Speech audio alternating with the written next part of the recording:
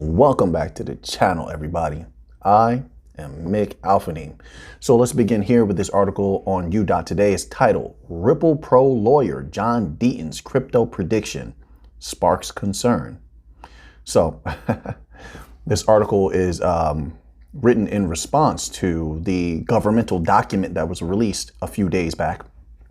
And in that document, the White House is calling on Congress to finally do something, stop being lazy, to get up off of their chairs and couches and get out from the front of the cameras screaming and yelling like they're uncouth children. They want Congress in their incompetent state and, where they usually don't do too much but collect a big fat paycheck. They want Congress. I'm sorry, I'm paraphrasing a little bit. They want Congress to give. Let me read this to you how they put it. All right. You see my eyebrows? You know this is not good. Right. Quote, for example, Congress should expand regulators' powers to prevent misuses of customers' assets. So they want to expand regulators' powers. By regulators, they're talking about the SEC, which is the next paragraph that was written down below. Right. SEC seeks to expand its claim of authority. Wait. Let's get this sorted out. The SEC and whatever powers they may have, White House, come here for a minute, White House. Has the SEC done anything about clarity? Have they used any of the powers they already have? The only thing that they've been doing, White House, come here, White House. Wait, come on.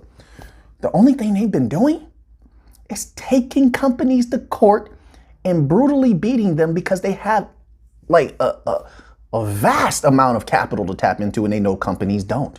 So they beat them in a war of attrition. It's just like who can go longest? Whoever can go the longest wins. And they know their money is government, so their money is long in court. And they know many judges are just going to side with them because they are the government. A lot of people are like that. They have a herd mentality. They just say, government, I bow down, I worship the government, and they're going to go along with that. That's what the SEC has been doing. They haven't been using any other powers. There's no clarity. What are we supposed to come into compliance with? White House, can you tell me that? Please, can you tell me that? What are the companies coming into compliance with? The SEC hasn't done anything yet. What could come of this? This is foolishness. So let's continue on here. Let's see if there's anything else. It says, we have spent the past year identifying the risks of cryptocurrencies and acting to mitigate them using the authorities that the executive branch has. They're talking about the SEC again. So the White House is kicking the ball to the Congress, who's going to kick the ball to the SEC. The SEC then, we've seen last year, was kicking the ball back to Congress. This is a never-ending circle of nonsense. However, I will say this. Now that they have fuel to their fire, because so many of these ignorant, bad crypto actors like FTX and, the Sam Bankman-Fried iteration of FTX, because I know they're trying to rebrand and somebody else took over. So let me just put that over there and say the Sam Bankman-Fried iteration of FTX and all of these other exchanges and bad companies who they've given these people incentive now to act. And let me tell you something. One thing that these false authority figures, false kings, these false gods do, they don't act when it comes to something good, but they definitely act when it comes to something bad. Yes, and this is sad, but this is an energy that pervades humanity right now.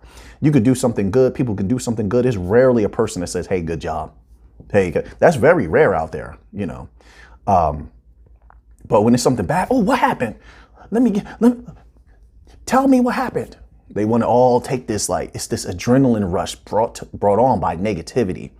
And it's from conditioning throughout life. Like the music's negative, the movies are negative. Everything has this negative saturation, this negative vibration. Well, deliberately so, obviously. Every effect has a cause. So there's a reason why it's like that.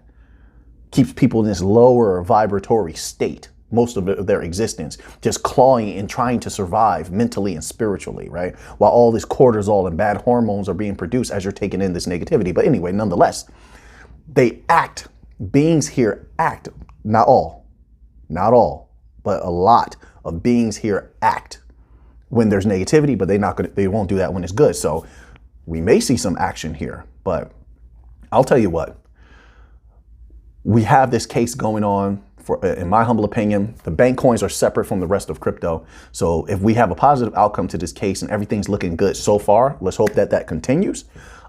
We will have regulatory clarity, in my humble opinion, a light version of regulatory clarity for the bank coins because all of their use cases are so similar. That's a good thing. That's why I reiterate that. But the rest of crypto, I said this last year, they have to be careful. They have to be very careful, and they should now band together and begin to fight together. But they still have not done that. And divided, you are conquered. Simple as that. Divided, you are conquered. Your enemy's going to pick you off one by one. And it's not that you're a small group either, because there could be power in small groups. No matter, this is in life. There's power in small groups. You just have to use strategy, right? So the 300 Spartans is a famous one that people know about. And they brought their enemy into this little area. And so the enemy's numbers meant nothing. That doesn't have to be physical. You can do that mentally. You can use strategy, similar strategies in any setting. You just have to know how to apply it, study a little bit of strategy, try to employ it, practice it on a chessboard or checkers or any game.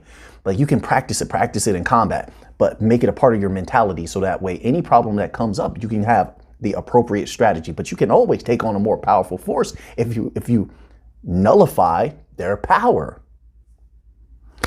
Another example, also sort of famous, but people don't know it as much as the 300 Spartans. Another group of people who use a similar tactic against a massive, massive army. Shaka Zulu, the great Zulu warrior king, Shaka. Shaka had a massive army. I forget which one they were going against. Nobody thought that they could win. They only had they didn't have that many Zulu warriors that they were using at the time. I don't know why, but the army they were going against was massive. They did something similar. They brought them into an area where their numbers were negated. And Shaka and his Zulu warriors just destroyed that army. You can look that up in history. So what I'm saying is multiple times, smaller groups have taken on larger groups and won. So anyway, let's move on from here. We're going to go here. I want to take a look at the chip system here and show you that we're far superior to the chip system, since one of the major things that the XRPL will be doing is interbank payments. Now, when we're talking interbank payments, we only need to take a little bit of that. We don't need to take the entirety. We just need to take a little bit. And I do believe that we could layer on top of them and help them out because they're pathetic right now. We are dominant to them. They need us. We can help them out. And it would definitely make that price go up, obviously. Why? Let's take a look here. It says CHIPS is the largest private sector USD clearing system in the world, clearing and settling $1.8 trillion domestic and international payments per day. 1.8 trillion per day. This is the field we're trying to get involved in. We already have hundreds of banks signed up. So then the question is, how much money do you think is how much value do you think is going to be flowing through there? We have hundreds of banks signed up. And we're doing interbank payments. It's up to you to do your own calculations. We only need to take a piece of that 1.8 trillion. That's a lot of value, in my humble opinion. Nonetheless, let me read to you first, because some people, we've covered chips many times here. A lot of my people did chips. Well, we did chips here, and some of my people did research and they spread it around on the CHAP system. We have some brilliant researchers in the XRP and XLM community. Brilliant. However, some of you may be new. Let's find out what CHIPS is, right? So CHIPS is the clearinghouse interbank payments system. It allows large interbank transactions in the US to clear. So listen, anyone who's doing interbank payments is going to be moving massive money. I told you, the low end, $400,000 to $500,000. The high end, north of millions of dollars. They're here at this chip system. Of course, this is the legacy system, established system. So I don't believe that we're going to move all of that value. I hope that we do. but 1.8 trillion per day. That's why when we talk XRP, it's accurate when we say there's the potentiality for trillions. Now, I'm not saying that's going to happen overnight. I believe everything happens in degrees, explosions along the way, but leading up to the flood of money, which would be the interbank payments. That's the biggest money. We're talking quadrillions a year that are accessible, not guaranteed, accessible. So that's what the chip system is. We're doing interbank payments like they're doing interbank payments. We have hundreds of banks signed up. They can make that price go up. So, but what I wanted to show you, that's not what was important. What I wanted to show you is this here. So you see, 6 p.m. They have like a timestamp here. 6 p.m. No more payments accepted. Closing process begins. What? Listen, we can do everything 24 hours a day. 24 hours a day, instant settlement. Then on top of that, once again, they're using pre-funding of accounts here as well, not just in SWIFT system, in the chip system.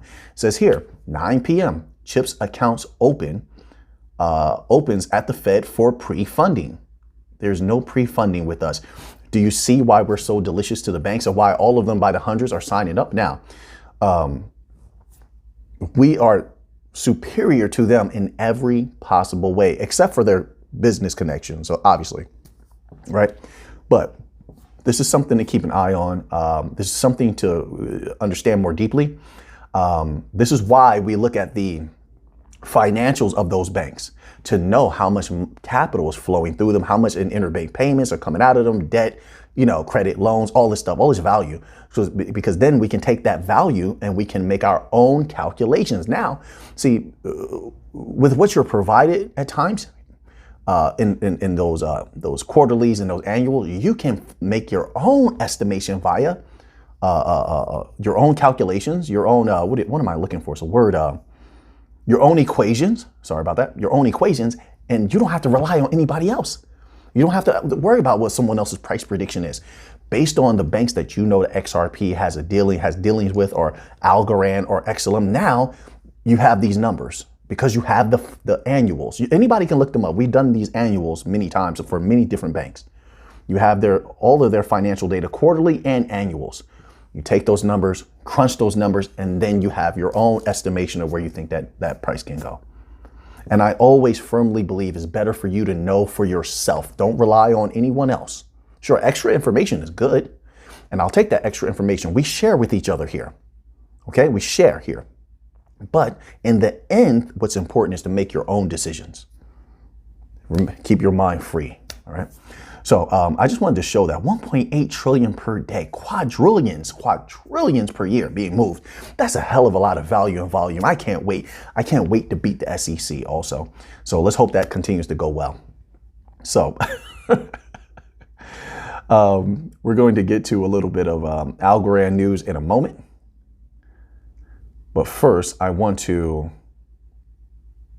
read this little piece here, because I feel like people should apply this to a lot of the so-called powers and leaders of the world, right? They're operating under this type of the emperor has no clothing mentality. It's very ignorant. Pride comes before the fall. So I think a lot of people should be very careful going into these next few years, in my humble opinion. Protect your value at all costs. There is the possibility for multiple crises. I don't say that for people to then become fearful. No, don't become fearful. Fear nothing, but be cautious, right? Operate with discernment. Don't be blind is what I'm saying. Things could end up very good, but sometimes people only see that aspect. There's also the possibility things could go south because of so many different negative financial happenings within the government. They have done a bad job. So just be careful is what I'm saying. But here, let me read this a little bit here. This is the plot to the emperor has no clothing. And I think this is a lot of this is what's going on in the world now. It says, 2 swindlers arrive at the capital city of an emperor who spends lavishly on clothing at the expense of state matters. Sound a lot like governmental entities spending a whole lot of money, right? On almost everything, right? Posing as weavers, they offer to supply him with magnificent clothes that are invisible to those who are stupid or incompetent, arrogance and pride. The emperor hires them, and they set up looms and go to work. A succession of officials and the emperor, and then the emperor himself, visit them to check their progress. Each sees that the looms are empty, but pretends otherwise to avoid being thought a fool. Finally, the weavers report that the emperor's suit is finished. They mime dressing him, and he sets off in a procession before the whole city. The townsfolk uncomfortably go along with this pretense, not wanting to appear inept or stupid, until a child blurts out that the emperor is wearing nothing at all. Don't children tell the truth like many times? The people then realize that everyone has been fooled. Although startled, the emperor continues the procession, walking more proudly than ever. I tell you now, look at everything that they've messed up. That banking system is messed up. They're waiting with those bail-ins. And the first sign of trouble, if you have more than 100K, they said they're doing bail-ins, no bailouts anymore. It's big trouble is what I'm saying. Big trouble. And they just keep kicking the can down the road. You saw Janet Yellen, just to back up what I'm saying, okay? Maybe I wasn't so eloquent on that, and people could probably elaborate on that more clearly than I just did. But Janet Yellen in an article the other day, I believe it's yesterday, was saying that if they do not have an agreement on raising the debt limit, that it would initiate a global financial crisis. Janet Yellen said that. So it's serious, all right? So now, let's move forward from there. And let's go here to a little bit of Algorand news, of course. Algorand's always doing something, always involved in something big. Here you have it. Algorand has retweeted this. It says, it's from Opulus. It says, it's been another busy week, but the best is yet to come. Next week, we'll bring three key announcements that you won't want to miss. Buckle up and get ready, Opal fam. So, once again, I iterate. Even the companies that are building on Algorand, they know how advanced and superior Algorand is. They're taking full advantage. And so, with all of the acclaim that they're receiving, with all of the success that they're seeing, they continue to stay fired up and bring more to the chain. This shows you that Algorand has a very, very healthy ecosystem, and I hope that that continues. So now let's move forward here. So then there is a company.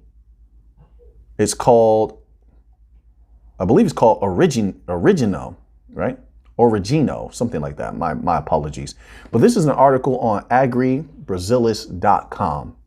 And they're using Algorand blockchain, right? This company has built on Algorand blockchain and is using it as a traceability mechanism for meat, to dominate the meat industry. It says here, blockchain for tracking meat products is already a reality. So let's scroll down here and read this little tidbit. It says, quote, it is a way for consumers to choose what products they want to consume. I'm going to skip that. I'm not concerned with that. I want that big money to come in. I want to know about the companies. Let's scroll down here. And it says, I want to know about the companies. Are you looking to dominate? I'm trying to skip these things where the companies are wearing this facade. Oh, we care about the world. Oh, we want to help the world. No, you don't. You want to make money. Just tell me the truth. Just tell the truth. I'm not one of those people that wants a beautiful lie. No, I'll take the nasty truth. Simple as that. Let's get to that money. Here, it says here. AgriBrasilis asks, the CEO, Diego Heinrich, why is this technology a good option for traceability? It says here, blockchain, okay, we know all of that information. This technology has primarily been used for cryptocurrencies. Blockchain technology can be applied to the meat industry in many ways. For example, transaction logs to maintain a secure and reliable record of meat purchases and sale transactions throughout the supply chain, improving efficiency and transparency. Traceability to track meat products throughout the supply chain, important to meet quality and sanitary standards. Next one, contract management. Look at everything they're trying to do. This is on Algorand, all right? contract management to automate the management of contracts and commercial agreements between companies in the meat sector. It can reduce errors and speed up negotiations. Next one, final bullet point. Supply chain optimization enables better visibility and coordination between different chain participants. And this is built on Algorand. They're doing a great job, man. I'm very excited about something like this. I told you that Algorand was dominating when it comes to traceability. The only other big dog in traceability right now is VeChain. VeChain is the biggest one, honestly. But VeChain is one where you literally need regulatory clarity. And I'm telling you, well, I'm not telling you, but I'm just saying, not financial advice, but I believe VeChain is going to explode. It's one of the only few non-bank coins that I believe in. Anyway, but they're the other ones that are dominating when it comes to traceability. This could be very good, and I'm going to keep my eye on this company and we'll see how far it goes. But Algorand, once again, continues to dominate. So now let's move on here. So this here is from the Hbar Foundation. Hedera continuing to make big moves. It says, today, the first at Lithos Entertainment Asphalt episode with TikTok superstar at Just Michael launches to his 53 million plus audience. Okay, I don't know who the individual is, but that's a lot of people. This is great advertisement. It says hashtag built on Hedera. So this is very good. That could bring a lot of activity. Like, who knows, like to convert people over just from seeing a commercial to actually utilizing the product, it could be quite difficult. But you don't get better advertising than this. Let's say that people actually did go to watch this video or play this video game. Then that could bring some good volume to the chain, especially in the future as these companies get bigger and bigger. Really, I look at it in a bigger in a bigger perspective. Over time, this is going to be very, very good. And I think more so with other developers of video games, they'll see the success of this if it is indeed successful. And they'll also want to use Hedera. But we'll see what comes of this. But this is very good. And I hope that maybe somewhere in there, maybe it says Hedera. Maybe it says built on Hedera or something like that. I don't know. But 53 million people watching something that was built on Hedera is good activity in my humble opinion. Very healthy. Hedera continues to keep their word and make a big push when it comes to advertising, and I respect that. So now let's continue on here. So then, of course, not to be outdone, XDC here. They had this on their page. It's a tweet by Major League Soccer. And there's a man here in this video. And he's like, I guess he's a soccer coach. It says from DC United. And he has XDC network across his sweater. This is some of the best advertising ever. So I like this also. I'm happy to see XDC advertising. I can't wait to hear more big news from them. I know they have a lot going on behind the scenes. They are one of the absolute best bank coins when it comes to infrastructure, especially for trade finance. I know Ripple also has some stuff going on with trade finance also, but I don't care about that. I really care about interbank payments when it comes to Ripple, more specifically. So this is great advertisement. Both XDC is doing a great job. Hedera is doing a great job. A little goes a long way. A little goes a long way.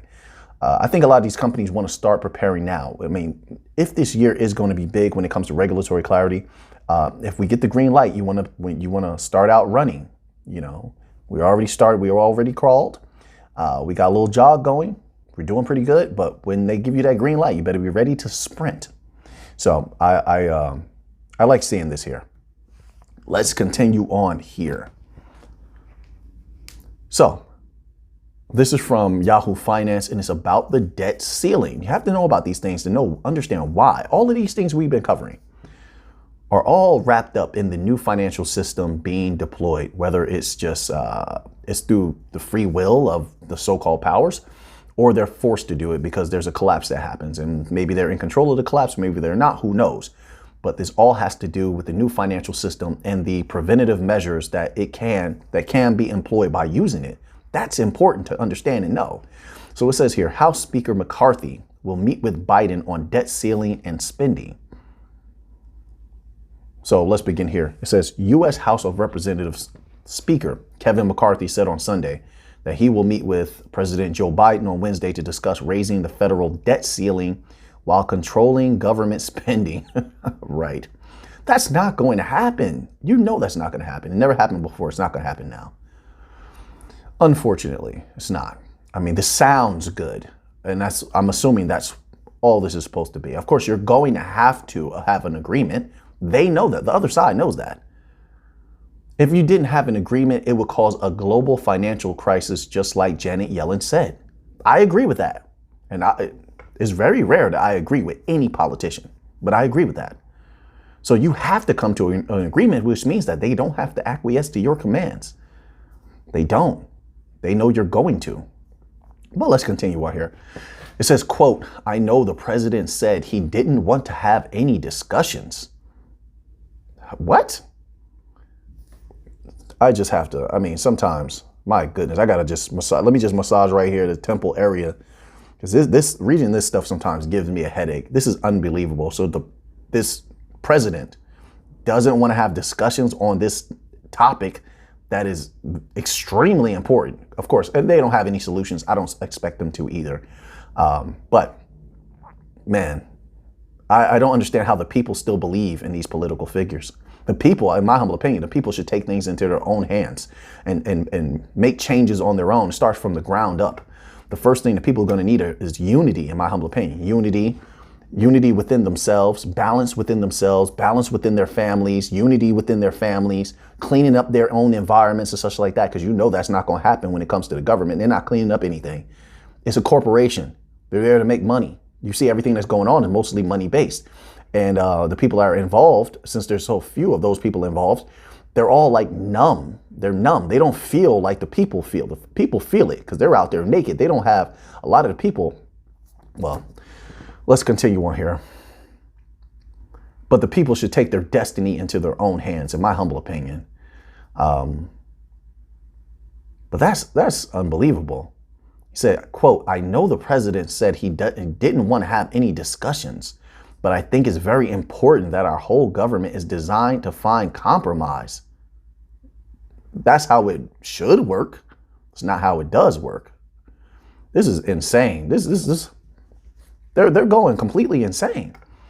McCarthy told CBS Face the Nation, quote, I want to find a reasonable and responsible way that we can lift the debt ceiling. Of course, you shouldn't have hit the debt ceiling in the first place. None of those times. It's been multiple times the debt ceiling has been raised, which has dire implications in the future. If ever the United States loses that world reserve currency status of the dollar, that debt you owe is not going to be protected. I mean, like, you're going to have to pay the price for that at some point. And the Brics nations are hot on your heels. That's not an exaggeration. They're hot on your heels. Everything rises and falls. Everyone has their time, and they believe it's their time. It's just something I'm keeping my eye on. But let's continue on here. It says he wants to find a reasonable way to lift the debt ceiling and take control of this runaway spending. That is not going to happen, sir. I hope you mean what you say, but I doubt it. I doubt it. You've been there long enough to know how things go here. This just sounds good, sir. But let's continue on here. All right. So how many times, you're probably wondering, like Alpha Nemi said, it's been lifted multiple times. How many times has it been lifted? Of course, I looked that up. I'm going to give you the information right now. How many times has the U.S. debt limit been raised? Oh, man, let's just look at this incompetence. Since 1960, Congress has acted 78 separate times. This is hilarious. Get a whiff of this. 78 times to permanently raise, temporarily extend, or revise the definition of debt limit. Permanently raise, even though it's been raised multiple times after that. I don't think that's permanent. 49. Okay, so then they break it down under this two-party system. I don't care about that. Like, come on now. I don't believe in illusions. but 78 times total. They've lifted the debt limit. Unbelievable. So yes, they're going to do it again. They have to. They have to. So now let's go here. So this is from usnews.com and it's titled Slashed Government Services. Oh, sorry about that. That's not, that's the first paragraph. Ooh. 6 consequences if debt ceiling isn't raised. one slash government services. The law will require U.S. to continue payments for entitlement programs such as Social Security, Medicaid, while at the same time denying the government the ability to borrow in order to pay for them. Right? Keep that in mind as we go forward into a Brics nation future where the debt limit, I would assume that if it gets so complicated. If the dollar isn't the world reserve currency and the West power is greatly diminished because so many countries are trying to join the Brics nations. I think I have an article here on that coming up. And the United States has to pay an unthinkable amount of debt.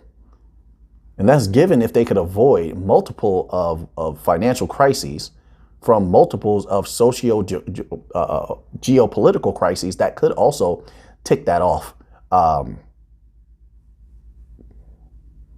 Then where would you get the money to pay for that in the future? See, that's the question I have. Right now, they can continue to print money. They can raise that debt ceiling. They continue to print money that doesn't exist, fiat currency. That's another thing. So the rest of the world is moving to a commodity-backed. They're trying to, so no guarantees, but they're trying to. It already has begun. They're trying to move to a commodity-backed currency system, digital asset issue currency system, commodity-backed world reserve currency. Is probably going to be agnostic. Nobody's going to use the yuan as the world reserve currency, given that so many countries have distrust for China. Unfortunately, that's just the way that it is. So they're not going to use the yuan as the world reserve currency. And I think that what it looks like, the positioning of all of these different powerful countries, they're looking for more neutrality where everybody can have a shot at the top, even though that's illusory because there's still going to be big dogs at the top, for lack of a better word. This is what they believe. This is what they want. They want the opportunity because they feel the West has been at the top for too long. And of course, the West has fumbled the ball.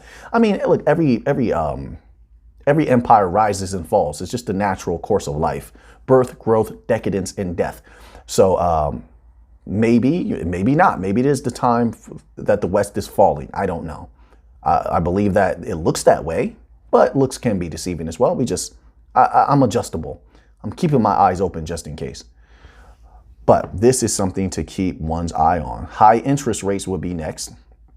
If the markets start to get worried about the possibility of a government default, expect to see sell-offs of U.S. Treasury bonds, which will in turn raise interest rates across the board, according to economists. That's number 2. Let's go here. Number 3, market panic. Economists fear that as interest rates are skyrocketing and debt holders are unloading their bonds, it could create a market panic. It would. Similar to the stock market crash of 2008. I don't know how severe it will be, but it will be severe, especially given all of the different negatives we're experiencing economically already. Let's go here. Number 5. 4, a run on money markets. Some analysts are worried that the threat of default will cause a run on money market accounts. Such a run was a key ingredient to the stock market crash in 2008. If a large fund has to halt redemptions, as happened 3 years ago, it would worsen the panic and possibly require the government to step in to stabilize markets. Stabilize markets that they destabilized. Right. Let's go here. Number 5, gold sell-off. In April, letter to Congress, Treasury Secretary Tim Geithner responded to inquiries about whether the government could avoid a default by selling government assets, including gold supplies. Geithner said it wasn't a viable option because it would undercut confidence in the United States. It would, but we'll see. And could possibly reduce the value of those assets held by private citizens. Well, of course. If you're going to have to do a large dump like that, of course. Because you know that. But there's a balance to everything because you're going to be doing that. And I guarantee you, as that's going down, people are going to be salivating and they're looking to protect their value with gold. Right. Then also take into account, I don't think they're taking this into account, but take into account that the rest of the world's buying record amounts of gold. for a lot of reasons. Like I said, they want to back a lot of these currencies with gold. And then on top of that, if the rest of the world moves to a gold-backed currency system, then the West is going to have to prove value. They're going to have to have proof of value. You can't come to the rest of the world with who's using a gold-backed currency or commodity-backed currency with your little paper fictional fiat currency. You can't. So then, yeah, you're going to need gold for that as well. But okay, so let's move on from there. It's just my humble thoughts on that, everyone. How you doing out there? You doing well? I appreciate you being here. I really do. Thank you so much. This article is titled New Candidate Countries for Brics Nations or for Brics Nation Expansion. Now, this was posted on November the 9th, but I just wanted to go over this to show how many at that time. I don't know how many are now. It's probably more now. Countries are trying to join Brics. It says here, this is what I'm saying. Keep this in mind because they're expanding rapidly. Their power is going to be felt. So it says here, if accepted, the new proposed Brics members will create an entity with a GDP 30% larger than the United States, over 50% of the global population, and in control of 60% of global gas reserves. That's power. Holy smokes. It says here, Russian Foreign Minister Sergei Lavrov has stated that over a dozen countries have formally applied to join Brics grouping following the group's decision to allow new members earlier this year. They have to. If they want power, they had to. They had to allow this. But it says, concerning a Brics expansion, Lavrov stated that, here we go for the country list. Algeria, look at the positioning. Algeria, Argentina, and Iran have applied. While it is already known that Saudi Arabia, Turkey, Egypt, Afghanistan are interested, along with Indonesia, which is expected to make a formal application to join at the upcoming G20 summit in Bali. Other likely contenders for membership include Kazakhstan, Nicaragua, Nigeria, Senegal, Thailand. My goodness. Look at the time span. It hasn't taken that long for all these countries to come forward for membership. More are going to do that, especially with the bullying tactics of the IMF in the West. We'll see how all this plays out, but I think the West has hurt themselves a lot over these years with their bully tactics, and their manipulations. These countries seem like they're fed up, and I won't say they'll do any better with the Brics nations, honestly, but they're looking at it as an opportunity. We'll see what happens, but I'm saying keep your eyes and your ears open for updates on that, because this could have a great effect on the future of the world and how the financial systems of the world function. When it comes to the new financial system, this is one of the biggest reasons they're going to need agnostic bridge currencies. Look how many countries signing up to use Brics Nation. They're still going to do financial transactions with the West. And the West is still going to need some of them. So they're going to need something in the middle. In steps XRP, XLM, Algorand, Hedera, Hbar, the new financial system as a whole. Right? Let's continue on here. We're going to end off here with a little bit of gold news. Let's scroll down here. So it says here, China's net gold imports via Hong Kong more than double in December. Let's scroll down here and take a little look. So China's net gold imports via Hong Kong in December jumped about 150% from the previous month to a 4-month high. Hong Kong Census and Statistics Department data showed on Thursday. Net imports into the world's top gold consumer stood at 41.16 tons in December, compared with 16.84 tons in November. The data showed marking the first increase in net imports since August and the biggest month-to-month percentage gain since June.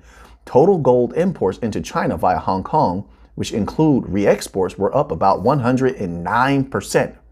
Why do you think that is? They've been doing nothing but talking about the Brics nations that exist now. They've been doing nothing but talking about backing their digital asset offering at some point with commodities, one in particular being gold. It's just my humble opinion, but cause and effect. says the Hong Kong data may not provide a complete picture of Chinese purchases, as gold is also imported via Shanghai and Beijing. China usually imports most of its bullion from Australia, South Africa, and Switzerland. Quote, China reported a combined increase in the reported reserves of just over 62 tons in November, December, and these numbers suggest that the accumulation process has continued. Exactly. Customs data showed that Switzerland exported 524 tons of gold, worth around 33 billion at current prices, to mainland China and Hong Kong last year, up from 354 tons in 2021 and the most since 2018. Okay, so I think about this in correlation with the possibilities of harsh economic circumstances in the next year or two, which could drive people to protect their value into gold. So you have all of these central banks, not just China central banks, but all of these central banks and governments around the world just stockpiling record amounts of gold. We covered an article that was about that maybe about a month ago. Then also the advent of people who may retreat into gold to protect their value at some point, that theoretically could cause that price to explode to a very, very healthy level. But we'll see how that works out. We have to stay on top of the catalyst, of course. Many people got gold when it was at a nice low. Oh, yes. Oh, yes. It was at a very nice low. Look where it has been lately. Doing pretty good, I would say. Right. But it could go a little bit higher. But then always keep in mind also next to gold, I always picture gold and silver, right? Both of them rising at some point in the next year or two, especially silver. Like I said, silver's, my goodness, if they continue on with that, the whole electric car thing and solar panel, yes, I expect silver to go up. They already reported there's a shortage in silver beginning. Now, like I said, we'll stay up to date on that. All right. So now that you have that information, what are you going to do with it? I know what I'm going to do with it. So until next time, let's get to the money.